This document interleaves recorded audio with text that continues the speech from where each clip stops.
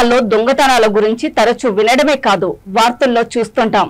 కానీ ఈ దొంగ తన దైవ భక్తిని ప్రదర్శిస్తూ అమ్మవారి గుడిని దోచుకున్న వైనం రంగారెడ్డి జిల్లా ఇబ్రహీంపట్నం మండలం ఆదిపట్ల పోలీస్ స్టేషన్ పరిధిలో బొంగులూరు గేటు వద్ద కనకదుర్గ దేవాలయంలో పట్టపగలే చోటు చేసుకుంది.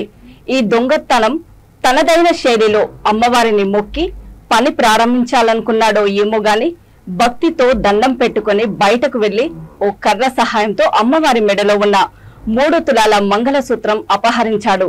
ఈ తతంగమంతా అక్కడే ఉన్న సీసీ కెమెరాలో రికార్డ్ అయింది. ఆలయ కమిటీ ఫిర్యాదు మేరకు కేసు నమోదు చేసుకున్న పోలీసులు దర్యాప్తు ముమ్మరం చేశారు.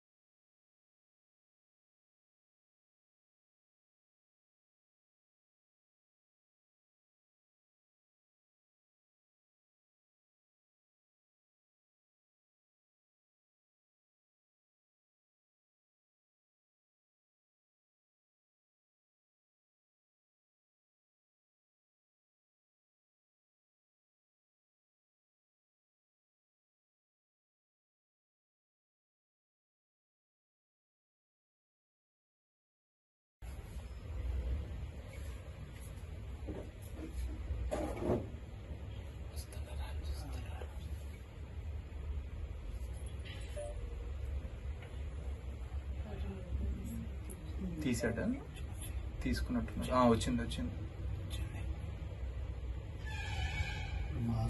మాస్క్ పెట్టాడు వాడు కర్ర తీసుకెళ్లి వెనకాల పెట్టాడు. ఒక్క నిమిషం మళ్ళీ వస్తాడు వాడు మళ్ళీ బయటకు వెళ్ళాలి కదా.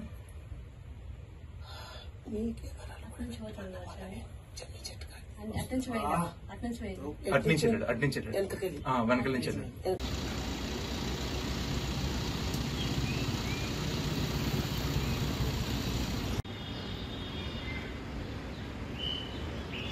గుడి ఉత్సవాలు జరుగుతాయి. మొన్న వసంత పంచమి రోజు ఉత్సవం జరిగింది. అమ్మవారికి తాడు అందరి చందాల మీదనే నేను తాడు చేయించాను.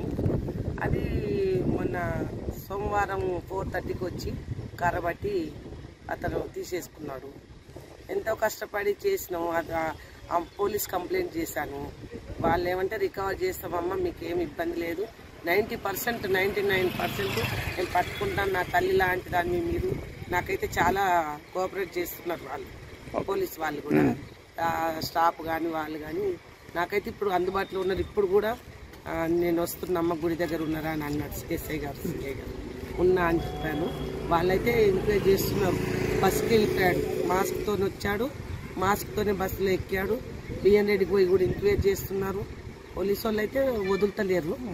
దొరికితే సంతోషం. 3 తులాలు ఏమేమి పోయింది? ఒక పుస్తల తాడు, 2 తులాల చైను, 30 తులం పుస్తలు, గుండ్లు 2 గుండ్లు, ఒకటి మధ్యలో గొట్టం ఉంటది.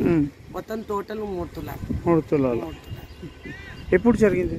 సుమారం 4:26 అంటే మార్నింగ్ ఈవినింగ్, సాయంత్రం 4:26 జరిగింది. ఒక్కడే వచ్చినాడు. మాస్క్ ఉంది, కెమెరాలు ఉన్నాయి, కెమెరాలు, మాస్క్ ఉంది, చూసినాడు. మంచిగా తీసుకొని మళ్ళీ కాలు నడుపుతూనే వెళ్ళాడు. నేను బస్ స్టాప్ దాకా స్టాప్తోనే వెళ్ళాను. పోలీసు వాళ్ళంతా చూస్తున్నారు అక్కడ దాకా.